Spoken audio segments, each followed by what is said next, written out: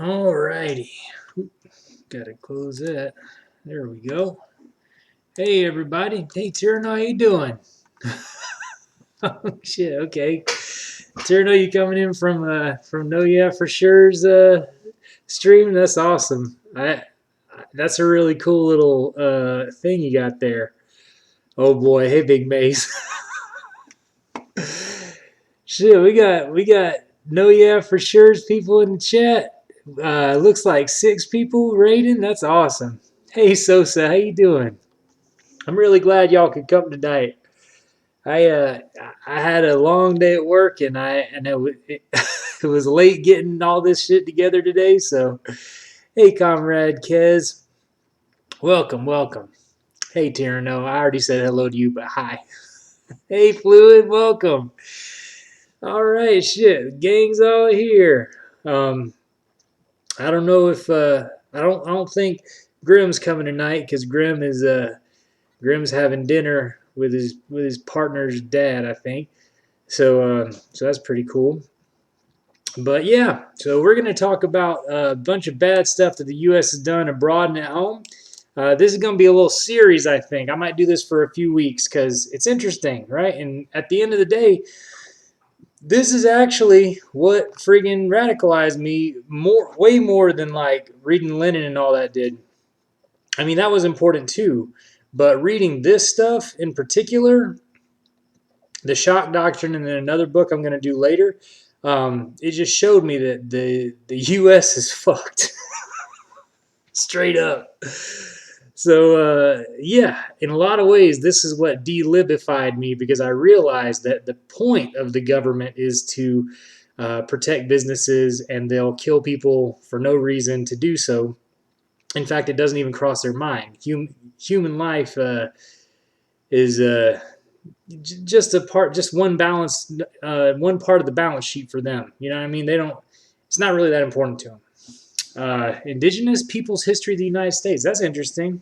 I haven't read that one, Tierno. I'll have to check that one out. I got the history, the Zen's history of the United States. I started reading that. It was very depressing.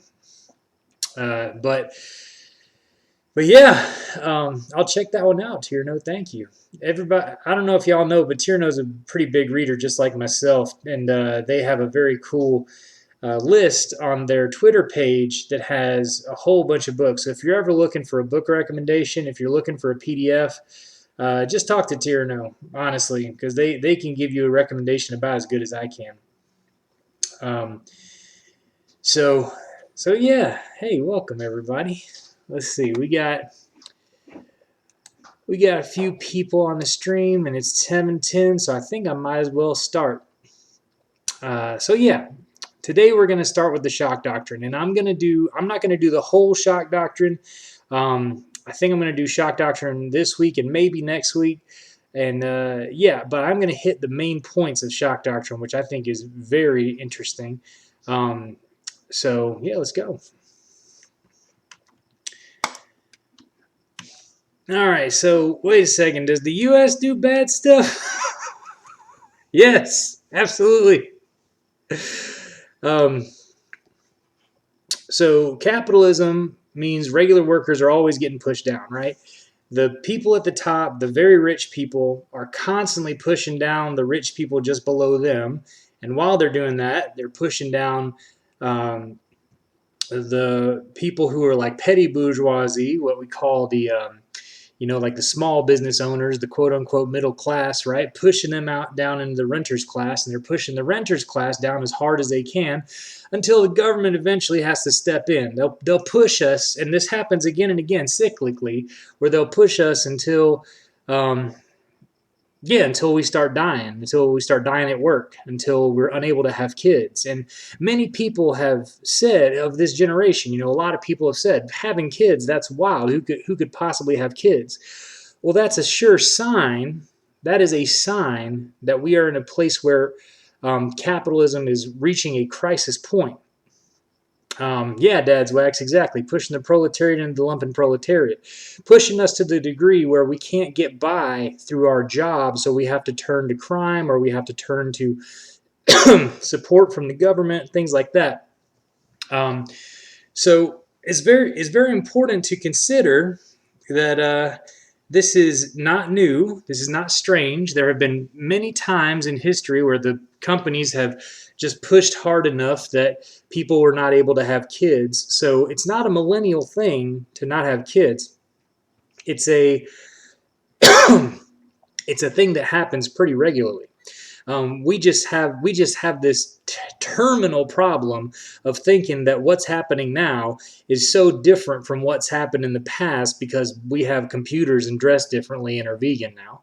Um, and this is very similar. The problems with capitalism are very similar, and we get like resets every now and again. So like the FDR programs were like a reset. You know what I mean? For sure. Tierno, you gonna be dropping for sure's every time I make a point today?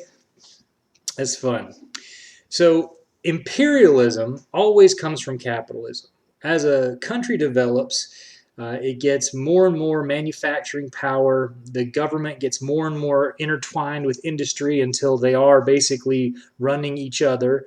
And eventually, the markets get saturated where the workers who are producing the things in the country are producing more than they can really buy themselves, right? And so the country looks overseas. It starts thinking about expanding markets. So when it expands markets, it does so through war, military coups, and forced underdevelopment, meaning they go in with finance and they say, hey, we'll lend you XYZ money. And then the developing countries take these loans, and then the loans are terrible for the country. A lot of times the loans are given to corrupt people in the country who just pocket the money and run, and the country's left with holding the bag. And this is on purpose, of course, because then it indebts the country to the capitalist, the imperialist country, and so they are left holding the bag and have to repay at exorbitant rates and are kept underdeveloped. The underdevelopment is on purpose, right? It's on purpose so that the original country can open up markets there, take the raw resources from there, and have a legal way of doing it, right? Hey, Lost in Nowhere, welcome. Glad to have you. So the U.S. uses a concept nowadays which we call disaster capitalism, right? So whenever there are problems in the United States, whenever we have a crisis that is caused by capitalism, right? And whenever we have a problem overseas, you can guarantee that they're going to use the problem, any kind of problem, any political issue, they're going to use it to start a war. Any problem back home, the rich are going to use it to get richer, but they're also going to use it as an excuse to go do something fucked up somewhere else, right? Hey, no, yeah, for sure, welcome.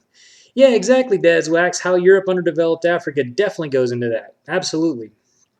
Um, so so yeah, it is very it's something that everybody in the chat knows about a little bit, right? This is not super new stuff, but yeah, it's important to think about, and we're going to get down into the details of it that really show just how much disaster capitalism is used in the United States. Finally, I want y'all to think about um, September 11th. I don't get into September 11th on here, but I want y'all to think about all the ways that the country changed around that time period. We can talk about trade agreements overseas. We can certainly talk about the surveillance state. Hey, Jamie, how you doing? We can talk about the way that bank reforms were made, deregulation happened, right? All of these things you will see happening again and again. More draconian policing tactics, economic reforms, specifically right-wing reforms that lead to more money going to finance capital, um, and oftentimes wars starting overseas, right? So you'll see these three themes happening again and again and again. Why? Because it's a playbook at this point, right? Straight up a playbook. Hey Lucy, how you doing? So let's keep going. We are in fact the baddies. So specifically what disaster capitalism is that the disasters that capitalism causes, like the markets crashing from overproduction, this happens regularly. Capitalism is not a robust economic system, but rather it's a system that is protected through blood and pain every 10 years, right? The government scrambles to get capitalism back up and running every 10 years or less, right? So overproduction has been a problem for 200 years. It's something that people like Marx talked about in the early 1800s, right? Capitalism causes wars over nothing. If you ever have a hard time understanding what a war is about, there's a fairly good chance that there is a company benefiting from it, right?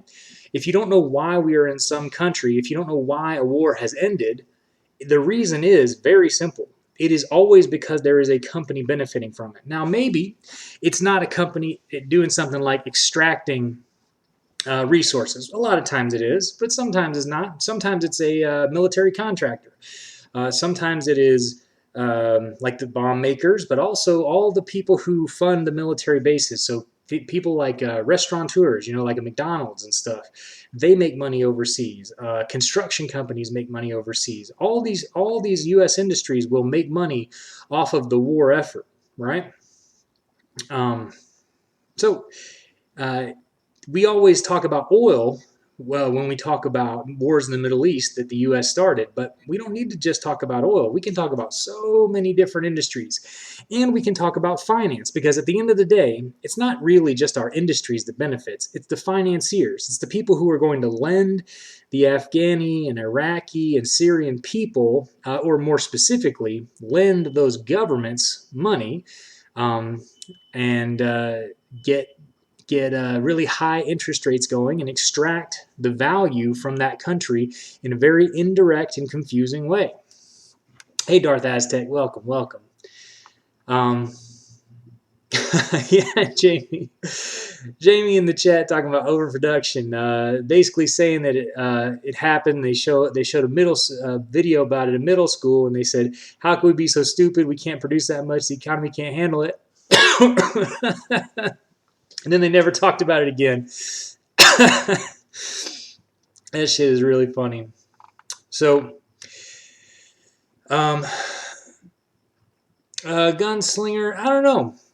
I don't talk about China. I don't talk about socialist countries on this stream very much, just because there's no point.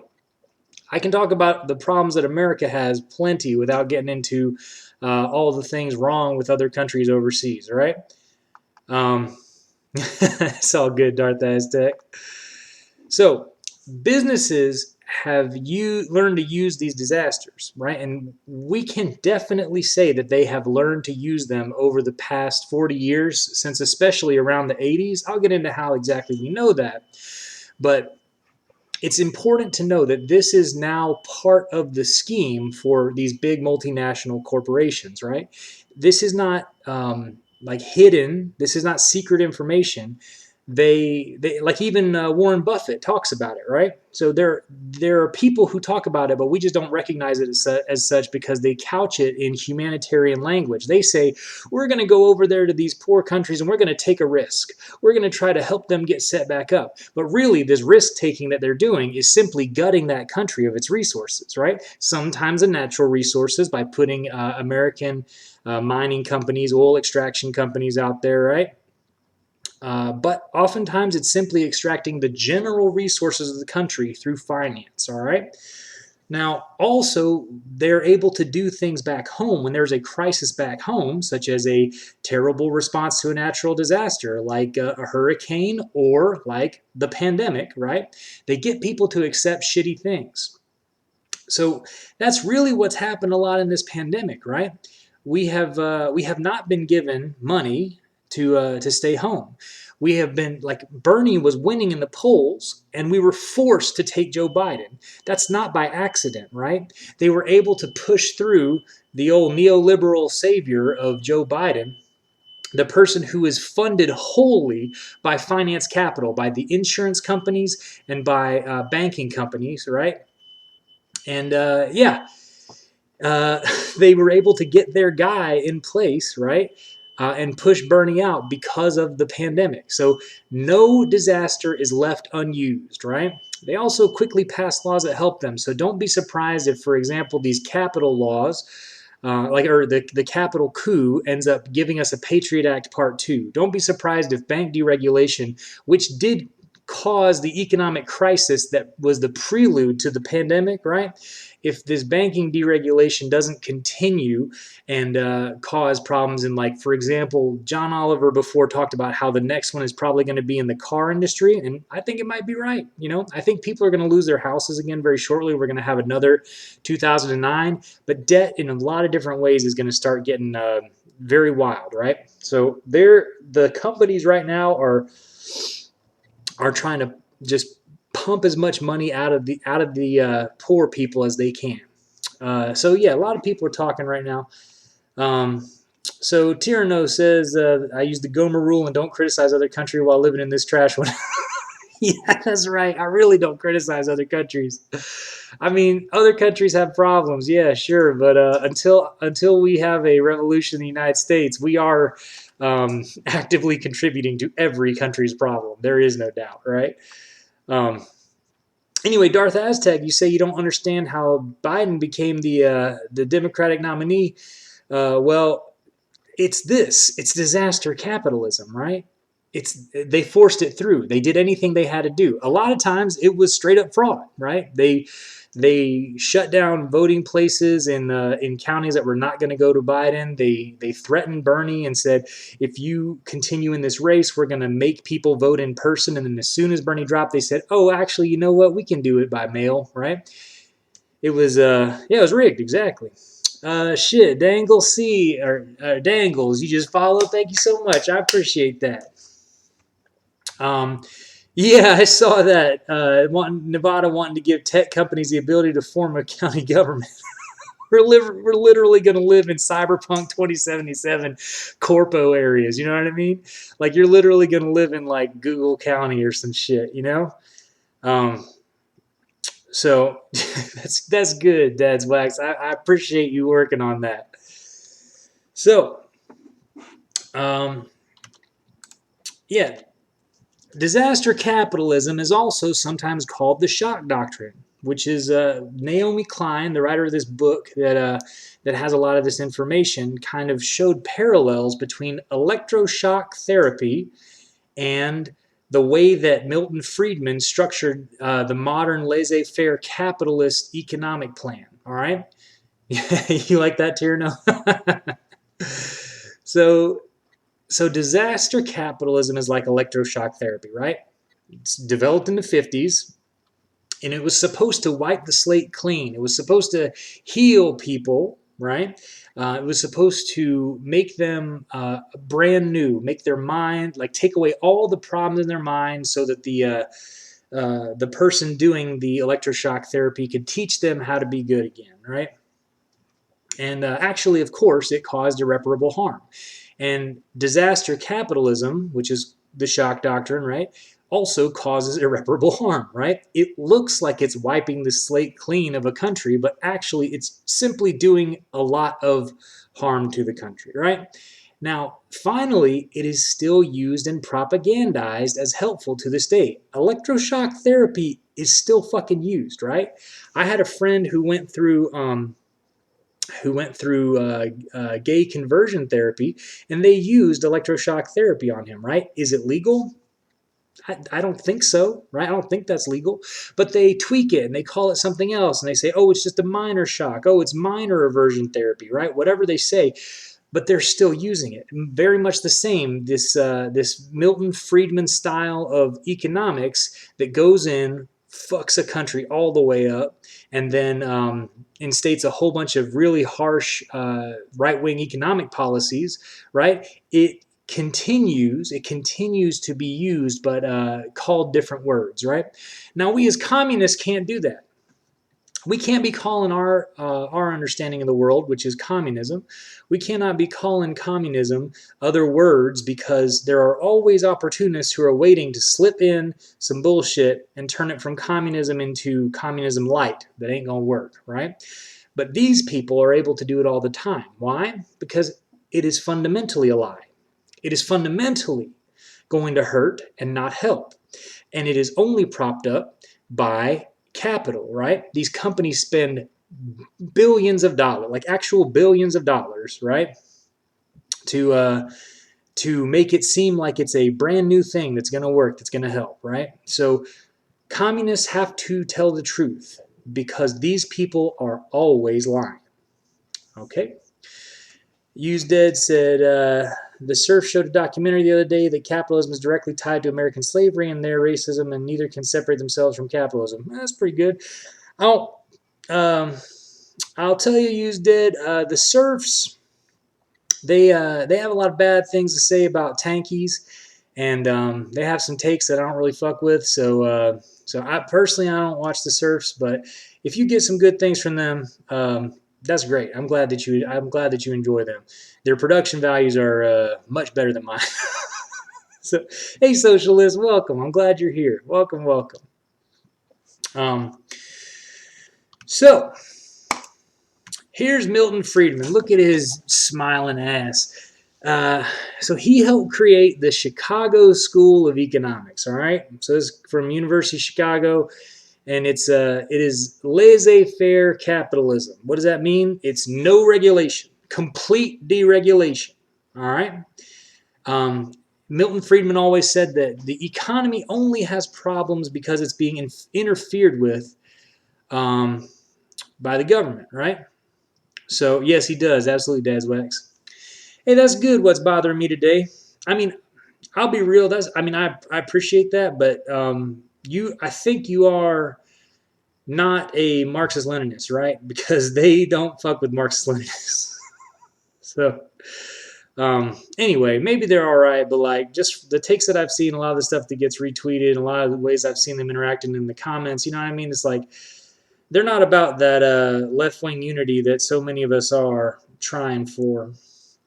So, anyway, Milton Friedman was inspired by electroshock therapy. Like, there's literally a line between Milton Friedman and electroshock therapy. We'll get to a quote later that really shows this. Anyway, hey, what's bothering me today? I'm glad you're here. I appreciate you coming. So basically, Friedman knew that disasters were the key to sweeping economic reforms. He understood that the crisis was the thing that allowed it to happen, right? So what did he do? He formed this little cadre, really, of economists and sent them all over the world, right? Anywhere that a dictator was popping up, literally anywhere that a dictator was popping up, um, the Chicago school people would be there. They would go out and they would, you know, they would be advising, or they would even be taking key government roles, which we'll see in just a second, right? So the CIA worked with the Chicago school, worked with the dictators, right? None of this is conspiracy theory. This is all very well documented in history, right? You can literally look up pictures of Milton Friedman and a lot of different dictators, right? Or people who worked with Milton Friedman, who specifically studied at the Chicago school, who were like military junta and dictators, top advisors, top economic advisors, right? Yes, what's bothering me today, exactly. Exactly, Pinochet. So we're going to get to that right now. So are y'all ready for a fuck ton of really bad examples? Shit is going to get real dark, so sorry. Okay. So we're going to start with Hurricane Katrina. We're going to get to Pinochet in a second. Don't worry. We're definitely going to get to Pinochet. But starting with Hurricane Katrina, right? So the levees, if y'all don't know, Hurricane Katrina was already a disaster before the levees broke. But after all of these, like, basically dams got overstressed and broke in a hurricane, they flooded the city, right? So tons of the city was washed away, like literally washed away, and a lot of people died, right? And the reason was specifically because from President, I think it was Bush, right? They defunded the levees, so the levees weren't getting kept up, so they broke down, so they broke, right? And this is called, yeah, it was Bush, that's right. So this is called Starve the Beast. So what these right-wingers do is they defund a program until it doesn't work anymore, and then they say, look, this program isn't working. Look, freaking socialism never works, right? That's what they always say, and then they'll cut the program entirely. So the starve the beast tactics are used on education, they're used in public housing, and they are used definitely in public works, right? So in roads, in the electrical companies, in state-owned businesses, and in things like that deal with safety, right? The post office, exactly, lost in nowhere, exactly. The post office they've been trying to do the starve the beast tactics for decades with the post office, right? Making the post office pay for pensions for like 10 years in advance, that they have to have that money 10 years in advance. It's the only thing in the government that has to have pensions in advance, and they make it for 10 years, right? So somehow the post office stays afloat, but these kind of rules are specifically targeting them through starve the beast tactics, all right? So after Hurricane Katrina happens, the local government immediately brings in charter schools, right? So the state-funded K through 12 education is decimated in New Orleans. They used it as a laboratory, right? A test bed for charter schools. What they were doing was disaster capitalism. They were taking a state program, totally getting rid of it, and putting something that's run for profit in place of it, right? So they did that overnight. Basically, as soon as the immediate problem was over with Hurricane Katrina, as in like after the first week, where people were definitely still like freaking starving and stuff, right? But after the storm was over, they basically immediately instated charter schools. Even if they couldn't open the schools for another few weeks, they laid the political groundwork for it, right? That's disaster capitalism.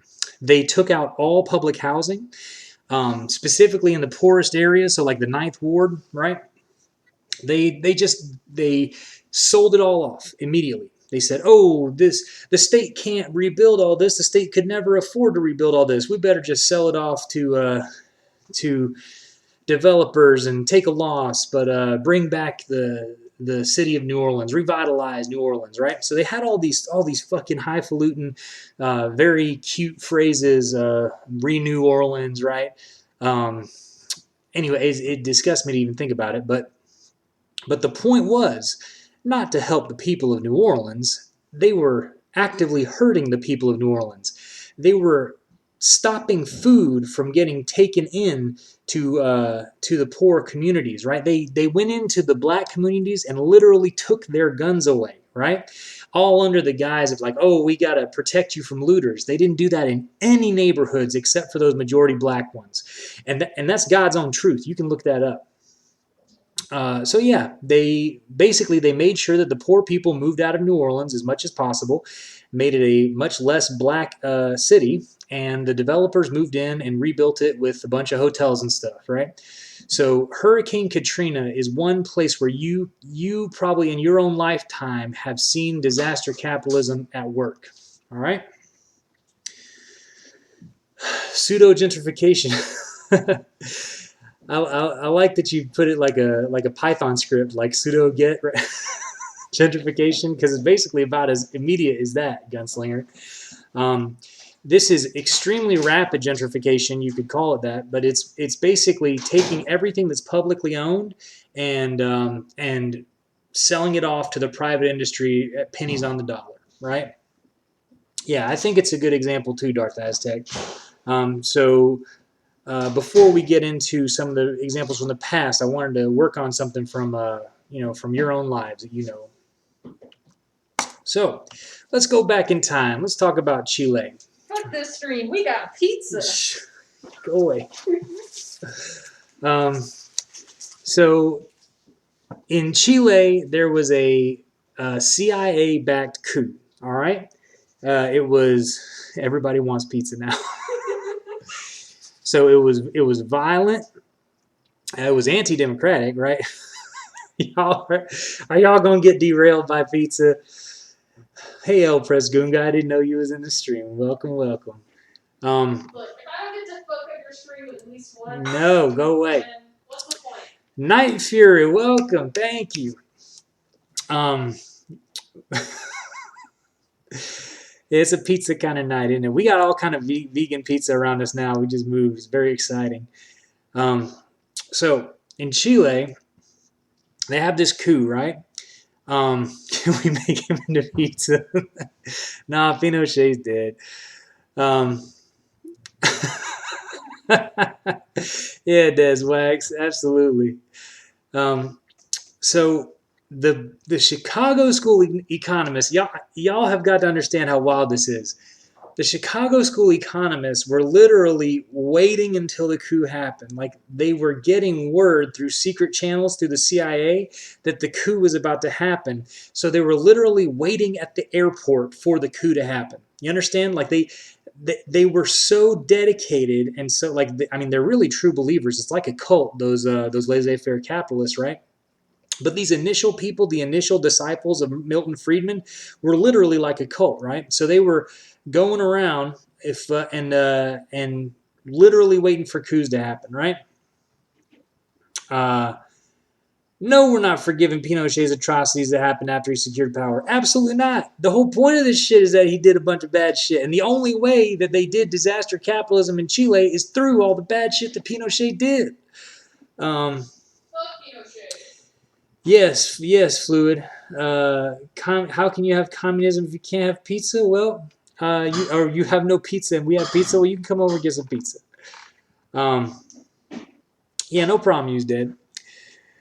So, Jose Piñera, who was an immediate disciple of Milton Friedman,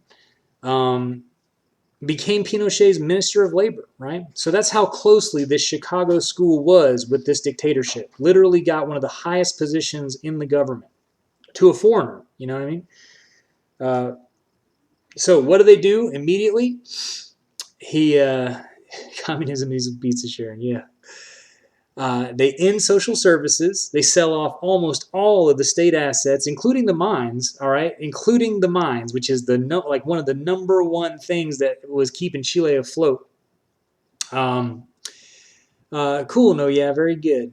What year was this? I forget. I think it was. I think this was like 75-ish. I forget.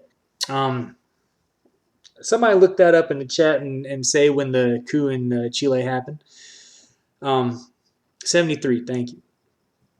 So they allowed foreign imports, which were not allowed before, and they eliminated price controls. So for things like bread, a lot of other things had limited prices to keep costs down to make sure regular people could afford it. Right? Well, he eliminates this. So yes, every time they do this disaster capitalism shit, it absolutely cause a little bump in the economy, right? But it also will always lead to a crash. So disaster capitalists are constantly waiting for the next crisis, right? And if they can't find the next crisis at home, they'll cause one abroad.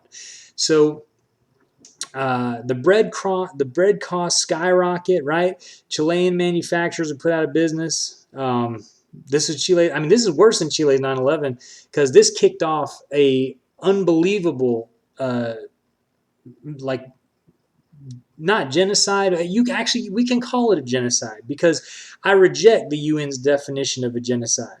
The UN says that a genocide cannot be political, but that is not true. I mean, I'm not going to allow the UN to tell me what a genocide is, right? Oh yeah, it actually happened on 9/11. Yeah, it happened September 11th. Yeah, that's right. So yeah, they killed off all the union people that they could, all the labor leaders, the left-wing teachers, the open communists, but not even people who were like super duper left-wing. I'm saying like even people who had a union card may have been murdered under Pinochet's regime. So use that. You say the foreign imports thing, you need further explanation because you don't know why it's not a positive. Okay, well, what happens is when a country allows foreign imports, right? The way that it's sold to us as regular Americans, the way that we're taught about this in economics class is, oh, well, one country picks apples and the other country has sheep. And so they get the wool from the sheep and they trade it for the apples and then everybody's happy. That's not how it fucking works, right? Actually, the United States has a lot of natural resources and it has manufacturing. And so what they would do is they would just sell these finished products back to the country. And so the local people who made maybe not as great products, but they were local, would get pushed out of business, and then the prices would skyrocket, right? So they come in, they undercut all the local competition because they have all this finance capital backing them, so they can sell at a loss for 2-3 years, whereas local people can only sell at a loss for a few months before they go all the way under, right? So they sell at a loss for a couple of years, and then they jack the prices all the way up once they pushed everybody out of business. So in Chile, factories lay rotting, right? They were only selling natural resources eventually. They did not have finished goods going out of the country. So yeah, like Walmart, absolutely. Yeah, exactly, used it. It's the colonialism model. It's the classic imperialist model, right? So yeah, they cut. Basically, they have this eventual market crash, and it's like a kind of bad crash, but not terrible, right?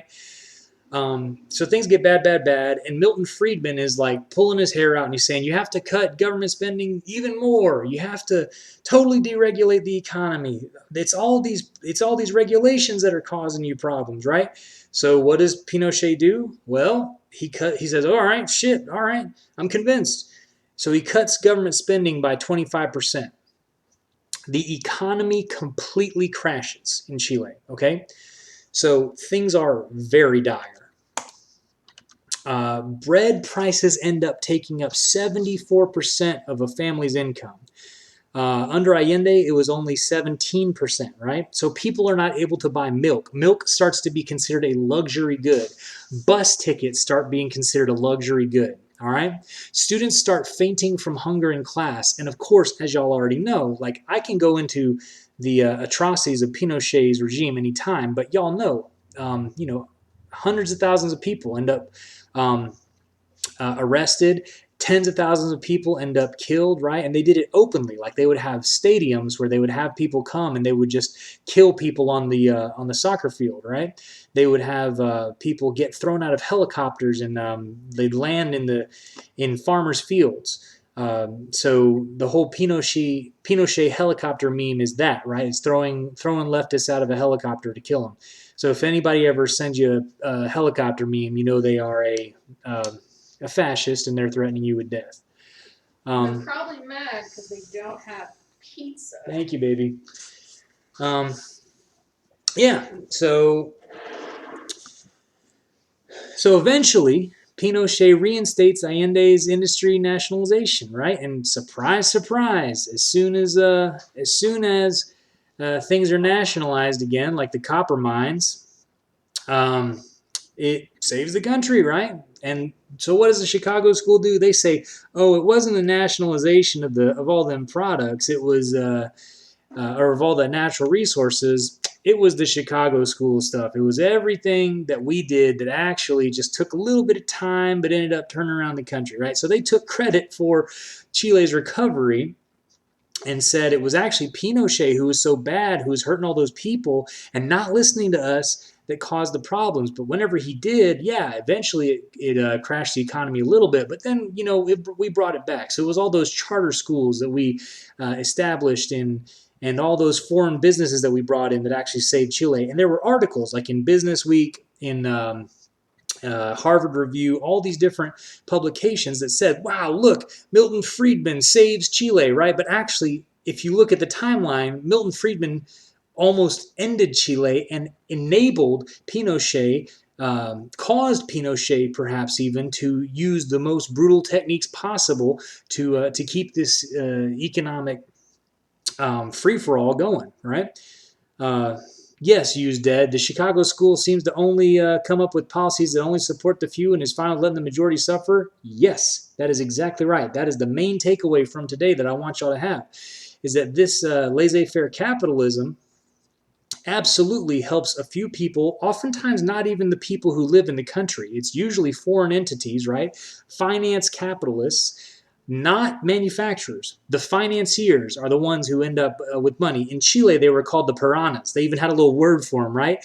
And during Pinochet's time, they were the ones who ended up rich, and everybody else, even the regular businesses, ended up poor. You know what I mean? Even the regular businesses ended up poor. Hey, Exquisite Vorbis, how you doing? Um, so laissez-faire capitalism, same as being an ANCAP. Yeah, I mean ANCAPs fundamentally are um, Milton Friedmanites, right? Absolutely. Yeah, I'm glad you can make it too, buddy. So Argentina. You know what? Hold on a second. I'm gonna take a bite of this pizza real quick. Ooh, dang. Mm. Oh yeah, that's some good pizza. That is some delicious pizza. Mm.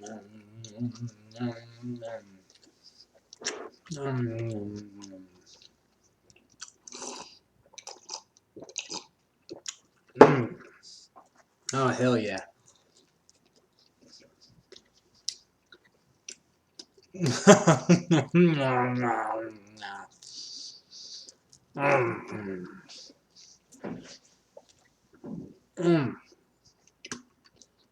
It's in my stream. Hell yeah, it's just me eating, just munching down. mm. Mm. God damn, that's good. It's spicy. God damn. Mukbang. Ah, shit. All right. I just scarfed down a breadstick and 2 bites of pizza and some drink. That was very good. Ah. Imagine going to the stream right now. Well, I'm trying to eat. God damn it. Gotta eat this pizza while it's hot. There's some good shit on this thing. All right. So, um, so in Argentina, there's a military takeover. The junta or junta, whatever you want to say, they take over from Isabel Perón. And what do? One of Milton Friedman's people come in and they advise them, right? Same as they did in Chile. So they ban strikes, they eliminate all labor protection laws, and they sold off all the hundreds of different state-owned companies, right? It's junta? Okay. So immediately, worker purchasing power goes down by 40%, right? So it's not quite as bad as in Chile, where it went down by, I mean, almost 80%, but it's still really bad, right? So poverty before the military takeover, poverty levels were lower than the U.S. After they instated all the Milton Friedman economic reforms, they go to the third world country levels. Um, so and the disappearances of leftists began, right? So in Chile, they would have mass executions in the stadiums, right? It was very open, although they did also have desaparecidos.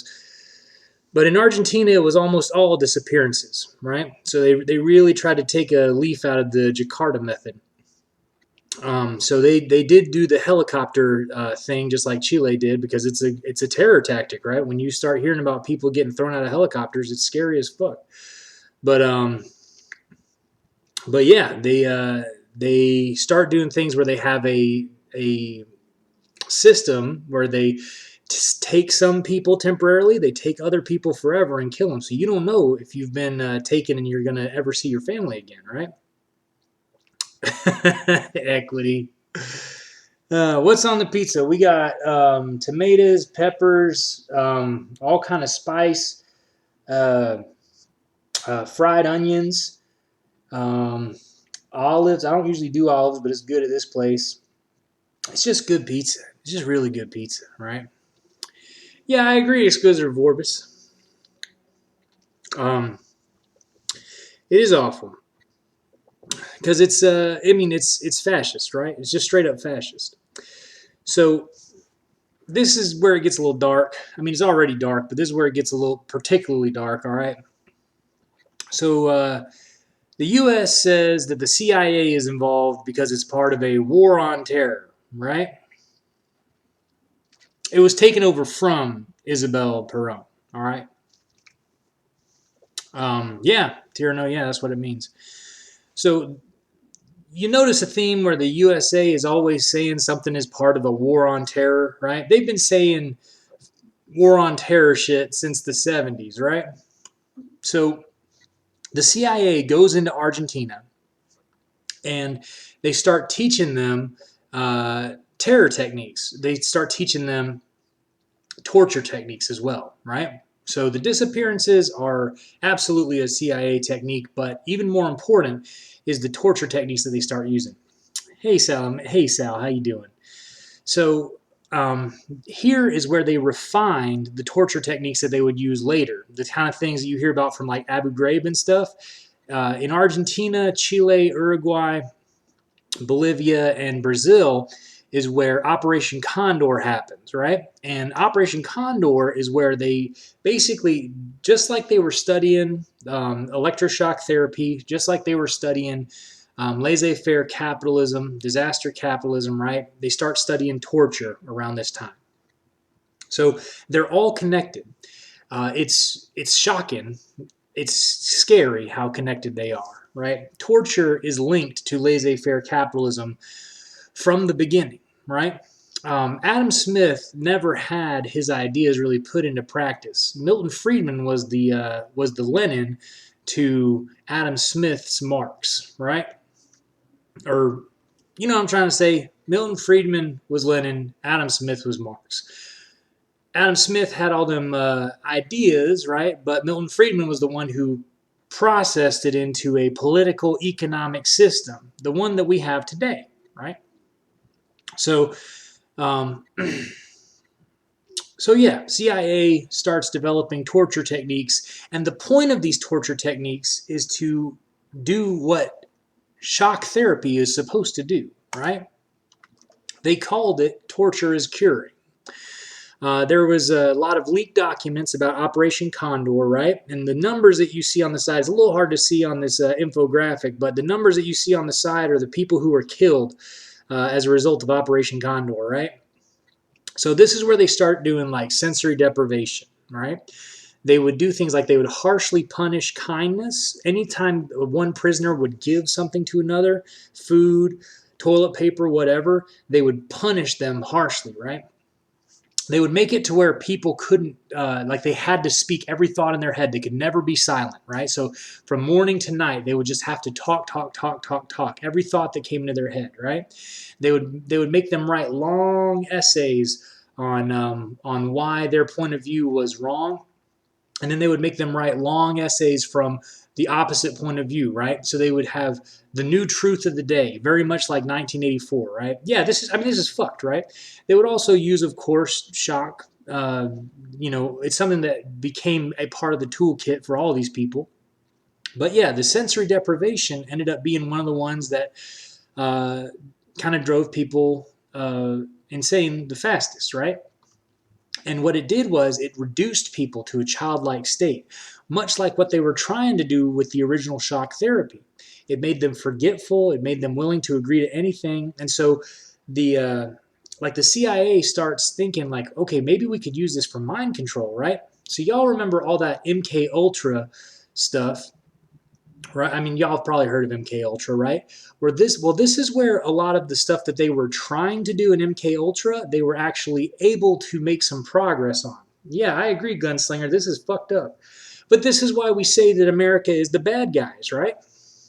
When we look at this, when we look at how the CIA working with American celebrated economists all over the world, like sending these little groups, cadres of economists and torturers, propagandists, working together, going to these different countries, right?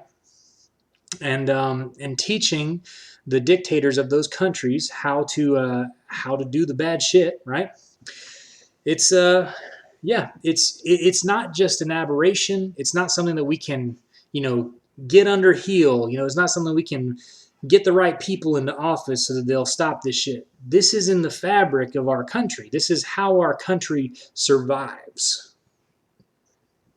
Disaster capitalism is not an accident. Disaster capitalism is what keeps our country from imploding, right? It's what keeps our country from having huge crises like this within the country, right? We export all of the problems of capitalism to other countries. That's imperialism, right? Now the problem is we've gotten used to this after decades and decades of doing this. Now, well, we've run out even of other countries to exploit. We've gotten so used to disaster capitalism that now they're using disasters at home as well as abroad, right? And this is why we say that communism is inevitable. It's why we say communism is inevitable.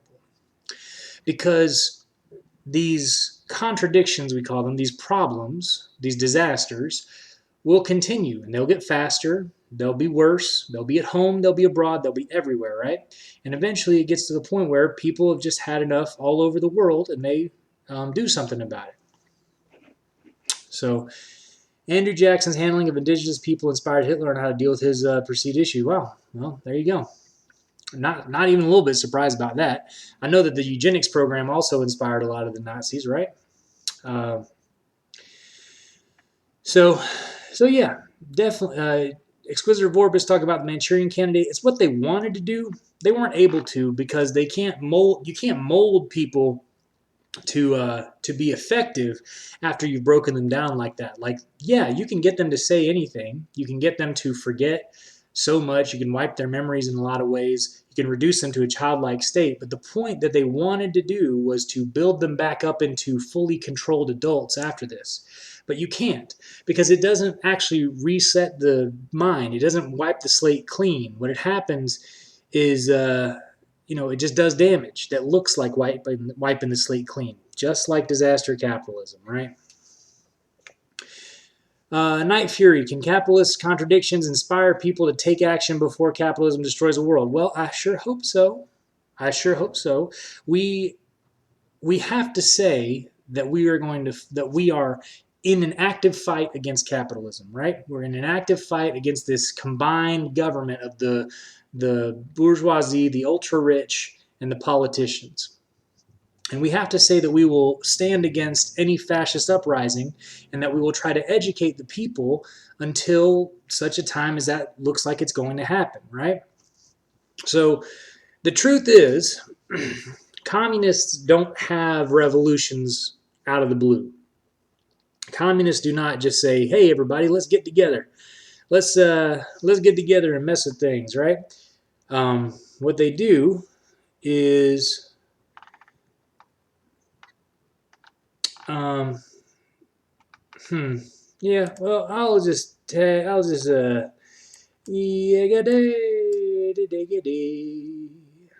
there we go.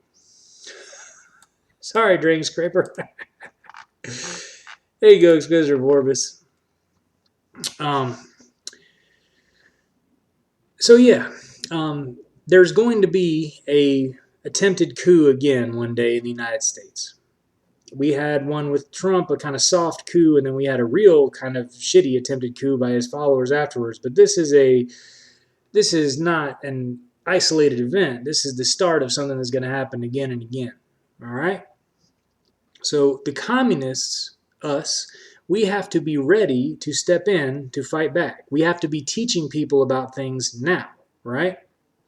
So that's why I do this, is because I think that we are 4 or 5 years away from having another coup attempt. So for the next 4 years, my job is to try to teach people as much as possible so that when that attempt happens, if it is a better attempt than the one that just happened, then the communists can potentially step in and stop the fascist takeover of the United States.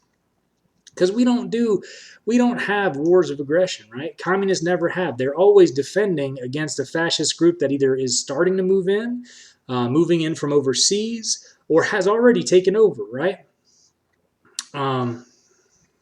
Yeah, so continuing. So now we get to the UK. Fascism is imperialism brought home. That's an interesting concept, Jamie. I would say I more prefer George Jackson's definition of fascism, where he says there are three different kinds of fascism. Right? There is the the fascism that is unsecure fascism, insecure fascism, if you will.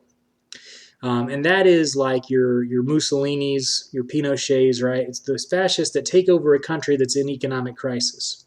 Then you have fascism that is secure fascism, and that is uh, like the United States, where you have a government that has all the appearances of security, all the appearances of democracy, but is actually a fascist government, right? They do things that are entirely undemocratic abroad and at home. And the worse things get in a country, the more unstable things get, the more the insecure fascists take over. Yes, Dad's Wax, I agree. Elite communist literature, something that I push all the time. It's probably my favorite book, to be honest. Is it your favorite book? I think it's my favorite book at this point. When I was in that meeting the other day with the people who were talking about the police, I put it in the chat. My friends are. I think my friends might be mad at me. I think it might not have been the thing to do.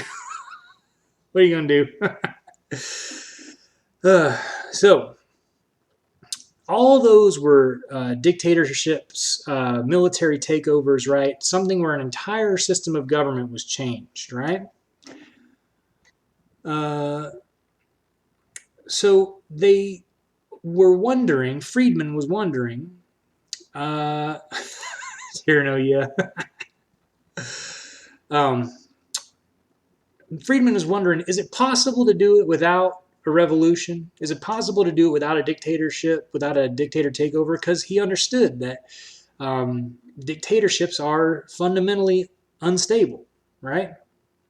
So he starts talking to Margaret Thatcher. Margaret Thatcher and Friedman start cooking up a plan to try out disaster capitalism in the UK. So Margaret Thatcher starts doing it without any sort of disaster. Like there's an economic downturn going on, but it's not a big one. And so Margaret Thatcher starts doing this and calling it the ownership society. So she starts selling off public housing, and allegedly it's to make regular people have ownership of their housing. Right? Foolishness, because of course not. Of course, big developers end up owning the houses. So Margaret Thatcher's approval rating fucking plummets, right? 25% drop in approval rating, which if you can, I mean, I don't know if even Trump had a 25% drop of approval rating. Yep, that's right, Daz Wax. So what happens? War breaks out. So Falkland Islands, the Tierra del Fuego, if you're from Argentina, they have a war. And what can they do? Well, they can certainly do the disaster capitalism where the war is happening, which Milton Friedman was doing. But they can also do it back home, right? So Thatcher uses the war to arrest striking miners, right? Coal miners in the UK, and even goes so far as to say, we will fight the enemies abroad and at home, right? And compares the striking miners to the people trying to fight for their land in the Falkland Islands. So she literally starts talking about like how leftists, union people, Marxists are terrorists, are against the country, are standing in the way of progress, right? And it works. It fucking works. Her approval rating goes up, and they're able to use disaster capitalism for the first time in a already established democracy, right? So what do? They privatize British Telecom, gas, British Airways, the airports, steel. They sell off all the shares of BP, right? So so what does Friedman do? He learns, right? So he starts talking to Ronald Reagan about shit too. He talks to Thatcher and Reagan, and they become like Friedman's friends and disciples, right? So all of the Reaganomics or whatever, all of that shit is from Milton Friedman. It's literally just Milton Friedman's economic policies, but detuned for the United States, where they can't go so far without totally destabilizing the world economy, right? So, all right. I see in the chat y'all are talking about indigenous stuff. That's good. Thank you, Tierno, for talking about that. So, use dead. Yeah, we can't say one indigenous tribe taking land from another is the same as colonizers taking land from the indigenous people here.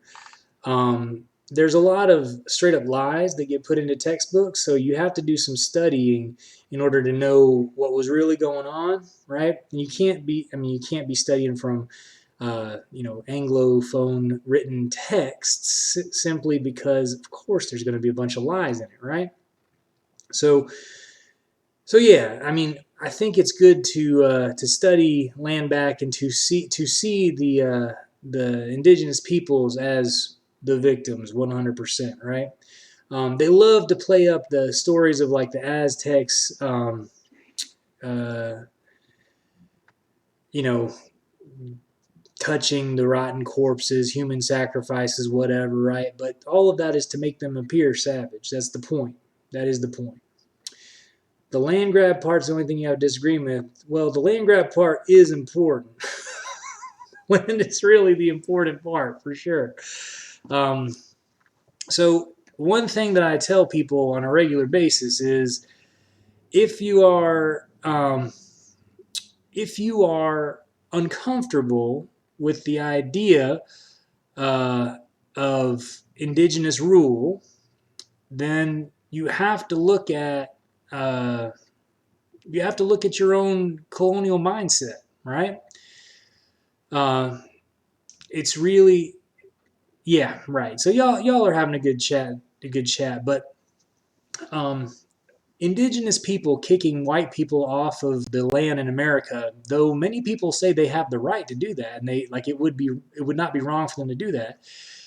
That is not something that any land back activist I have ever heard say that they want, right? In fact, generally they do talk about respecting treaties that the United States has with the nations, but that fear of being treated like we treated them is the colonizer mindset. So we white people especially have to spend time examining that, right? It is vitally important for us to examine where that comes from, because we have to note that if we are afraid of them doing that to us, then that means that there is still a part of us that understands that we are doing that to them, right?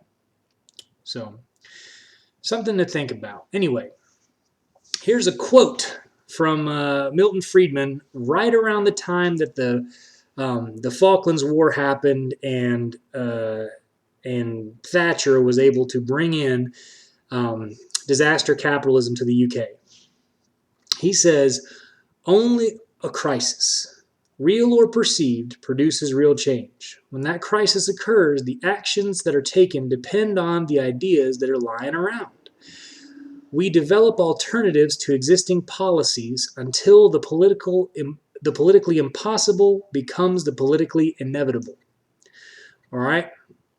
So he knew what he's talking about, right? And this shit is not some political theorist rewriting history. This is verbatim what Milton Friedman believed and instituted around the world. All right? And that's really important to note that this is not an accident. The disaster capitalist model is the model, right? Exquisitor Vorbis, the way that he learned about this, the way that Milton Friedman originally thought about this was by studying the Bolsheviks. He studied Keynes and the Bolsheviks, and or Keynes, I can never say that guy's name. And he noted that any time that those type policies got put into place, or any time there was a Marxist revolution, it was always because there was some kind of disaster. It's much like what I was saying before, where communists don't just take over countries. It's always a response to a near fascist takeover or a completed fascist takeover. So, hey, Xeno Legends, welcome. Yeah. How do you say that, Exquisitor Vorbis? I never know how to say that guy's name. Kynes, isn't that right? Kynes. Keynes. Okay, Keynes. So, yeah, the way that Milton Friedman was able to formulate this was by studying history, right? So he had these terrible ideas. He wanted to bring Adam Smith's dreams into the world, right? But yeah, he recognized that the only way that Marx was brought into the world was through the disasters happening of the time. Hey, Toadsters, I'm glad you're able to make it today. You didn't miss all of it. We still got a couple of slides left. So yeah, it's a very important point. Oh boy, used it. Oh boy.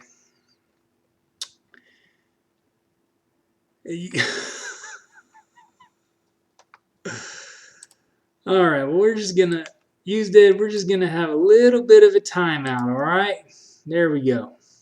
Just a quick timeout for you. You didn't miss me having sex with a slice of pizza. I did not have sex with a slice of pizza. I just ate a slice of pizza very excitedly, is all. You're lucky I don't have any more slides, or else I'd do it to you again. All right, so made love, yes. Well, Jamie, he's just, or I don't know, he, she, they, whatever pronouns they use, was just saying, just bringing up a lot of like, well, can other countries be colonizers type stuff, and it's just not really good. Anyways, I was just enjoying a piece of pizza. There was no sex involved. This is Twitch. You can't be streaming anything nasty.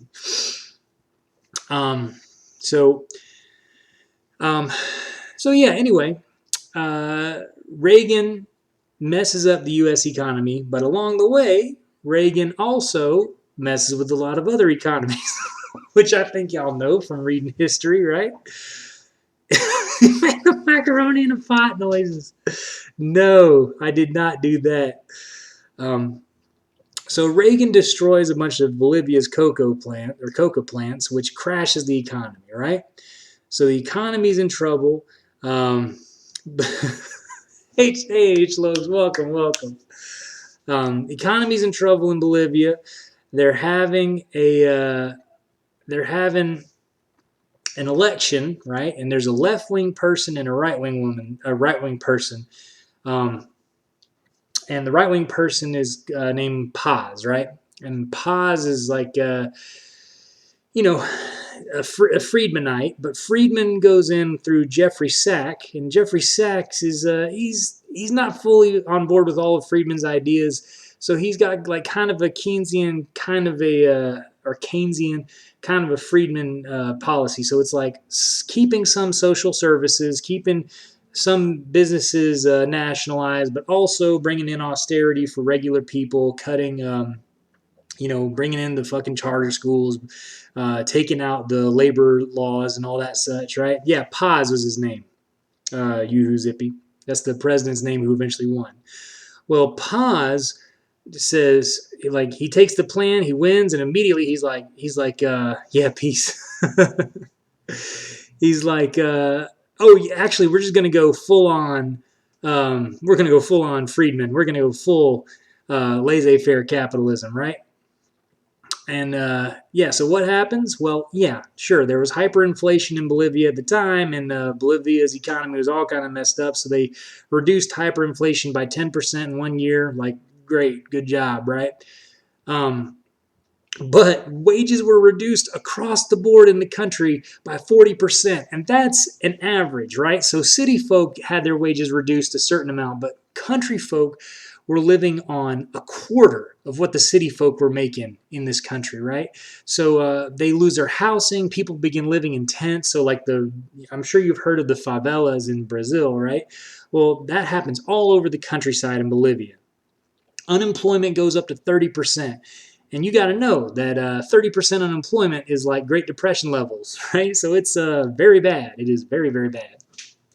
So yeah, Darth Aztec, I agree. It's no wonder that Chile and Bolivia are looking to socialism to solve the fuck-ups of the far-right wackos, because Because they know that socialism is actually the cure for all of these problems, right? Socialism gets money back into the hands of the people, and when people have money in their hands, they can spend money and they can they can actually keep an economy going. When you have all this money getting trickled up to the finance capitalists, and then those finance capitalists are taking the money out of the country, well, guess what?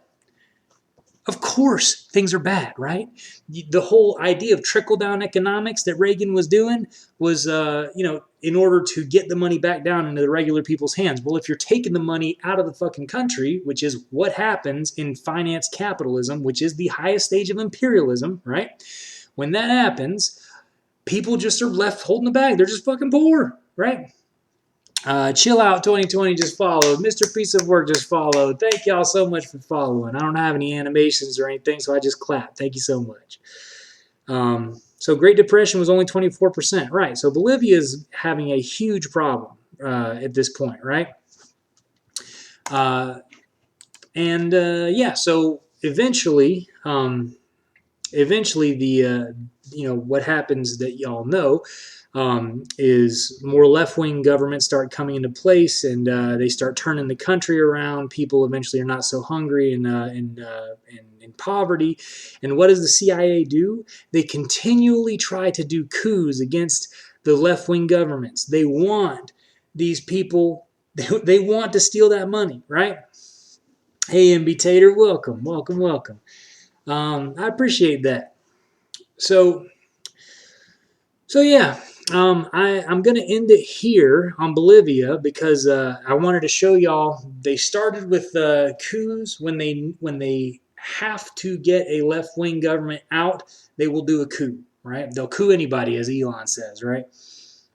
But if they can, they will not do a coup, but instead use the existing government and reduce labor laws, reduce social services, right? Cut everything that they possibly can anytime a disaster happens in the country, right? So you can see austerity measures, like you can look up austerity measures and then any country you can think of, right? You will always see it happening around the time of a disaster in the country. When you see it in the United States, right? There's always some kind of disaster. So I want to bring it back to the United States real quick. Disaster capitalism is happening right fucking now, right? It happened in 2009, and it's happening right now. In 2009, when we had the economic crisis, where that was actually a crisis caused by finance capitalists, right? Yes, exactly, Exquisitive Orbis. That 2008 crash brought sweeping austerity measures, but also, like, it brought problems like big businesses scooping up all the others. So the banks that got bailed out, right? They bought up almost all of the smaller banks. Media companies, the big media companies bought up all the small media companies. Landlords, real estate developers bought up all of these houses and such, right? Black wealth, black intergenerational wealth, which is tied up in real estate at that point, was wiped out, right? Something like 75% of it was wiped out within 2 years, right? Um, yeah, agreed, Xeno Legends. So yeah, the disaster led to money getting rapidly funneled up through deregulation and through austerity measures for regular people, right? Then you look at what's happening right now. I want y'all to look at your cities. There is a massive amount of construction going on right now in my city, right? There are new apartment complexes popping up that have that. It's always the same shit where it's like a bunch of like very square looking features, and there's different shades of like brown or like other like very muted tone colors, and then there's like facades, like outcroppings of squares and shit all over the buildings, high ceilings, lots of light, right? Studio apartments for $1,500, exactly, right? Y'all been noticing that shit? Okay, well, socialists, that may not be happening in your city, but dad's wax. Oh wait, are you seeing it now, socialists? Um, yeah, exactly, Dad's Wax, and it's on purpose, right? This is like people in the city will say, "Oh, this is just development. It's just it's gentrification. It's bad, but what can you do?" Or they'll say like, "Oh, this is us revitalizing the city or whatever," right? Exactly, socialists. You see it happening now like you've never seen it before. Why? Because of disaster capitalism, right? They are um, they're buying everything up, and they're specifically buying it from people who are hurting right now. So what they do is they force through a crisis, right? The government doesn't do shit for the people. So the people get hungry, right? They run out of money, they lose their job. So they're faced with this concept of you either got to sell your house and, get some money and live, or keep your house and starve, right? Or eventually you'll lose your house no matter what because the bank is going to take it because you default on your mortgage, right? Hey, Revolted Rise, welcome, welcome. So what they're doing is the government forces people into this untenable situation, into this awful situation, and then the developers swoop in and take advantage of it, right? And that happens on the large scale throughout the country. So no, this isn't like necessarily the developers calling up their congressperson and being like, don't you give them a relief package because I want to go and buy their houses, right? But instead, it is simply the nature of what happens with capitalism, right? So every disaster is going to be used by everyone who has capital. They got money in the bank. They can wait out the disaster. You don't have money in the bank. You can't wait out the disaster, right? So they're going to buy your shit for pennies on the dollar, straight up. Would it be fair to call it a form of colonialism? Absolutely. Absolutely. You can call it colonialism, right? And I mean, personally, I think that the black community and the Hispanic community, right, the Latina community, should view these type of acts as the same kind of land grabs that have happened since the founding of the United States, right? It is literally internal colonialism, right? And you live on reservations, and they are continually shrinking your reservations, just like they shrink Native American reservations, right? Yeah, you should see it as declarations of war, but they are sneaky about it, right? They use financial means. They're constantly telling you, no, we're not doing this. We're not doing anything bad. We're trying our best, right? So when you see these like fake progressive politicians on the news saying like, oh, these darned old Republicans are trying to stop us, and we're trying to work and fight for the people, and they're using all this revolutionary language, right? Know that they are a part of this colonialism, this shrinking of the reservation, just like the Republicans are, right? By making you feel less angry, by taking away that revolutionary energy, by making you feel like somebody's doing something for you and that like you can't fight it, but they can. They're your champion, whatever, right? It is literally allowing colonialism to happen in the United States and for people to accept it, for people even to ask for it, right? Straight up. Yeah, we don't live in no democracy. What do I think of AOC? I think that AOC is a politician, and I am not surprised at all when all that stuff happened. I'm not talking about recent stuff. I'm talking about whenever like AOC talked about Green New Deal, which was clearly an attack on Bolivia. When when AOC voted for the war bill, things like that, right? It doesn't surprise me because AOC is an opportunist, like all opportunists, straight up. Um, so I think that we should see her just like all the rest of the squad, just like Bernie Sanders, as the sheepdogs that they are. You know what I mean? They're there. They're worse in many ways than Nancy Pelosi. They're worse in many ways than Mitch McConnell, because those people we can look and we can just see they're evil, right? They're just very flatly, obviously evil. But when you talk about the progressive politicians, they will make you think that they're working for you, but they're not. They are taking away your energy.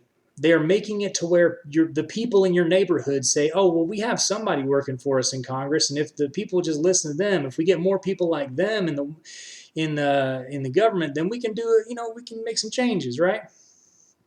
Um, Do I think real progressives should run for office? No, I think electoralism is a fucking waste of time. But hey, other people who believe in it, go for it. I have friends who are running for office. I have a couple of friends who are running for office, and I don't tell them anything bad. You know what I mean? I don't tell them, you know, I don't tell them to stop doing what they're doing. Um, Darth Aztec, I will say that I don't think they're helping normalize socialism. I think that people like us, regular people who are communists, have to be talking to our neighbors, have to be talking to our friends about communism, because if we start to think that Nordic model socialism is socialism, then we're done for, right? Because they very well may bring back a labor aristocracy for everybody in the United States, and it would look really great, right? If we had a labor aristocracy that included Black, Indigenous, Latino people, right? Boy, wouldn't that be nice? Wouldn't we live in an egalitarian society? But what would actually happen is we would just be doubling down on hurting the people overseas.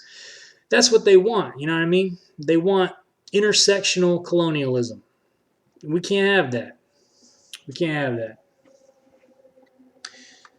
So, yeah, Dad's Wax, I'd agree that they're co-opting and not normalizing. And Darth Aztec, I don't tell you you're wrong. You know what I mean? Like, this is my opinion. Somebody asked me in chat my opinion, so I'm giving my opinion. I know I speak loudly and I speak passionately, but at the end of the day, this is simply my opinion. Yeah, I can't. I mean, what are you gonna do? Bleak King just followed. Thank you so much. I appreciate that. So, yeah, I can't be mad at people for trying. I can't be mad at people for believing, but it makes me sad at the end of the day, to be honest. It makes me really sad, because what we need is something a lot more serious than what progressive politicians are offering. What we need is, something that I can't talk about on Twitch. You know what I mean? Darth Aztec, I was a Bernie supporter. I was a Bernie volunteer. Zeno in the chat was a Bernie volunteer as well. Like we were serious Bernie volunteers. I put in a lot of hours for Bernie, and Zeno put in way more hours than me for Bernie. Put in money, you know what I mean? I donated hundreds of dollars to the campaign. Sweaty Roger just followed. Thank you so much. I appreciate that.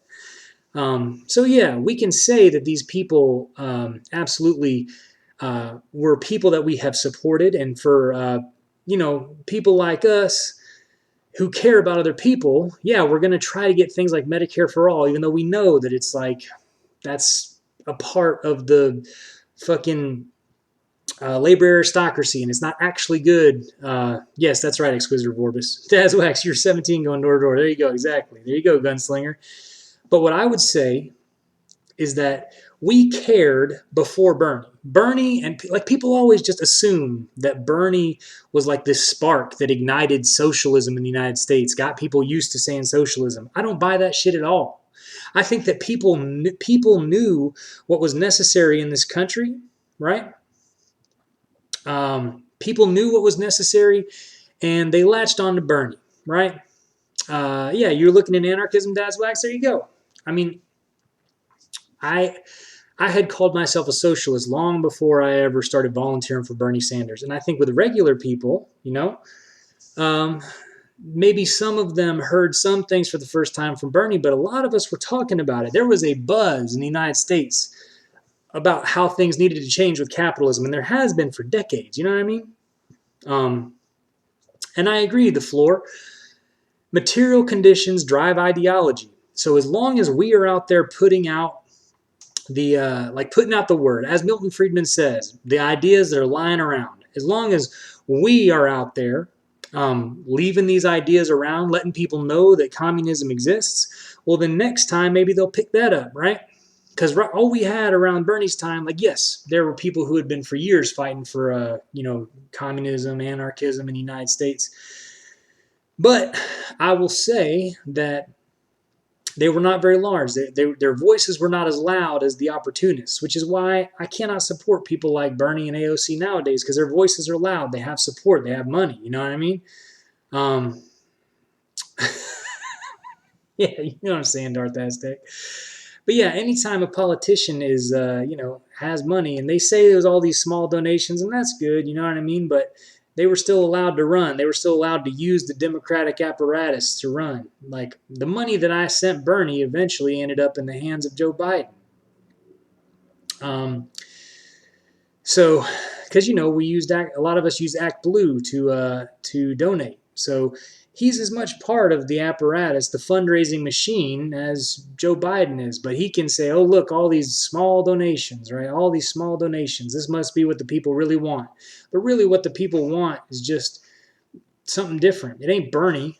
Bernie's a fucking compromise, and most people know that Bernie is a compromise, right? I do not believe that most people think of Bernie as the end-all be-all. I don't think even like regular people who were like kind of in the Bernie camp really think of Bernie as the end-all be-all. I think they think of him, because I have always thought of him as like, he's an okay guy, straight up. But yeah, anyway, long story short, communism comes after fascist almost takeovers or after full fascist takeovers. We have to be teaching people about communism before it happens, because people do pick up the ideas that are lying around during times of crisis. And if our ideas are not the ones lying around, if only the fascists, if only the imperialists are leaving around their ideas, then that's all people will have to pick up. Hearing the truth does not convince anybody. Material conditions are what convince people to change. Suffering is what makes people communist. But unless you have heard the truth, unless you have been given that seed, unless somebody has come to you and said, actually communism is not a bad word, I'm a communist, here's what we really believe. Well, if no one has done that, then the people won't know. Nobody's going to be developing communism by themselves in their closet, right? So in their heart, they will understand, right? In their heart, they will know something's wrong. They'll look at their boss and understand they're being exploited, and they'll know that, like, hey, wouldn't it be better if we didn't have bosses? You know what I mean? But they'll be hearing in their ear constantly, little more time with this, if we only tried a little bit harder, oh, we almost had it this time, oh shucks, just didn't get it, all that shit. If they're constantly just hearing that like namby-pamby messaging of libs, then that's all they can go with. It's our job to teach. It's our job to bring the truth to people, which is why I do this. Yeah, Toadster, I personally believe in democracy more than I think anybody in government does. I demand democracy, and that's why I'm a communist. You can say whatever you want about China, about USSR, right? But I have to say that I believe if communism ever comes to the United States, it will be a fundamentally democratic process, because communism at its heart demands democracy. When Lenin talks about the basic structure of the government and state and revolution, many of the core principles he outlines, probably half the core principles he outlines, are about how the workplace is democratic. We get rid of all the bullshit of government and keep the pure democratic elements. We have direct control over our representatives, and we can recall them. We have no more fooling around with like certain people being installed from on high down to us. We elect the people upwards, right? And yeah, you can say that like they got rid of some of that in the USSR and in China, right? But that's not. But what's important is we can still look at the system that was laid out and know that it is the correct system. It is what will work, right? Yeah, imagine our votes actually helping the people. Oh shit, I got Jimbo Dog subscribing. Thank you so much. I appreciate that. I really appreciate that, buddy. Thank you. And we got Julianne Lee who just followed. Damn, y'all are awesome. Well, thank you, Gunslinger Web. I appreciate you saying you appreciate my work. I care about y'all and I care about this shit. And I think the more we learn about things, the better.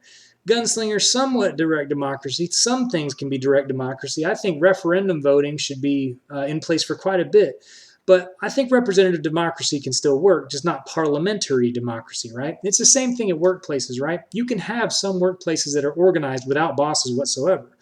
But many places will do better until we get to full communism, still having foremen, still having bosses who work alongside the people. Like, we don't have to have everything be revolutionized 100% overnight. In fact, I think that will lead to a lot of suffering, right?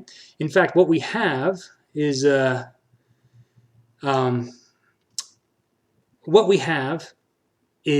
really bad. We can all agree on that, right?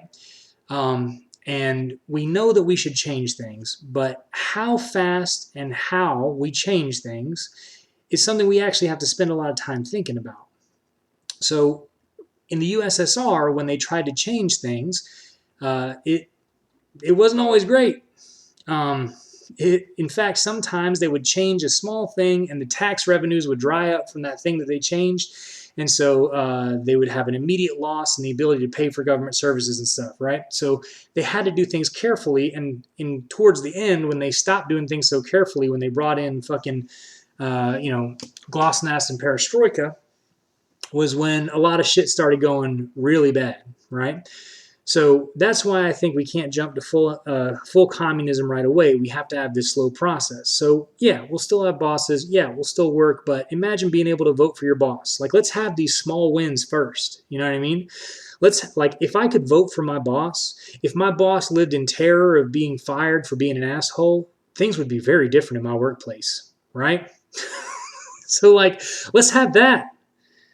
Let's have that. Anyway. All right, y'all. That's all time I got for today. I really appreciate all y'all. I really am happy that we're going to go on this little journey through the fucked up things that the United States has done. I'm going to go eat some pizza. Thank you, Sal. I appreciate you. Yeah, exactly, Exquisite Revorbus. Thank you, What's Bothering Me Today. I really appreciate all y'all. And I will catch you on next Tuesday. I think we may go over Ho Chi Minh next Tuesday. One of my buddies has been asking for a long time for me to go over Ho Chi Minh, so we may go over Ho Chi Minh.